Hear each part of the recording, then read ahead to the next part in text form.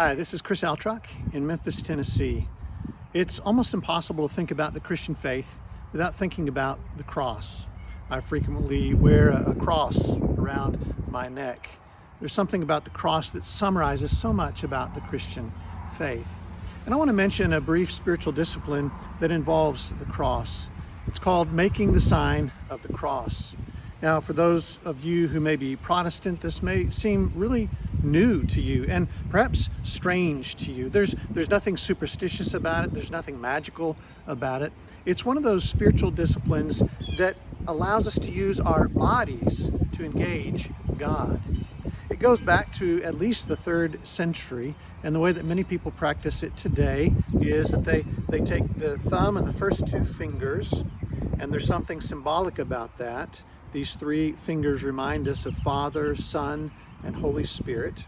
These 2 fingers here reminding us of the deity and the humanity of Jesus. And then there's just a simple movement from head to chest, from left shoulder to right shoulder, head to chest, left shoulder to right shoulder. That's making the sign of the cross. It's traditionally been accompanied by a prayer like, in the name of the Father, Son, and Holy Spirit. The movement is symbolic as well. It reminds us of Jesus descending from heaven down to earth, dying on the cross, and then ascending back up into heaven. Practicing that spiritual discipline throughout the day can do several things for us. First, it's a profession of our faith. It reminds us of the God that we follow and that He exists to us as Father, Son, and Holy Spirit. And so as you make that sign of the cross, you may be moved then to engage with God as Father, or perhaps right now what you need is Jesus, your brother, or perhaps what you need right now is to engage with the Holy Spirit as the one who transforms you from within. It is a confession, a profession of our faith that God exists to us as Father, Son, and Holy Spirit. And that movement reminds us of the central storyline, the descent of Jesus to earth, His death on the cross, His ascension back up into heaven. And so throughout the day, it can remind us that Jesus did that for us. He loves us that much. He cares for us that much. And it reminds us that we are His beloved. By grace, we are His beloved. So it's a profession of our faith. Second, it is an invocation.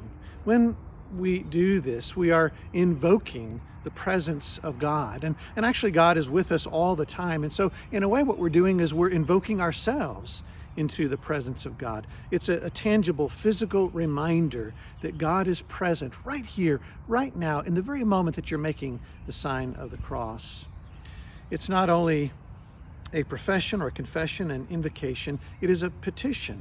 Traditionally, it's used to begin a prayer or to say some small prayer. And so you can do this sign of the cross throughout the day as a way of initiating a time of prayer, however brief it may be, with God. And then finally, it is an act of association or solidarity. One of the long-standing traditional interpretations of the cross is that it is Jesus' solidarity with us, His association with our suffering, and it is also our solidarity with others who are suffering. It is our association with those who are the victims of racism or sexism or sexual abuse or sex trafficking or other forms of physical or mental or emotional or spiritual suffering. Every time we do the sign of the cross, we are saying, I stand in solidarity with others whose lives feel crucified as well. I encourage you, practice the sign of the cross and be blessed by it. God bless you, my friends.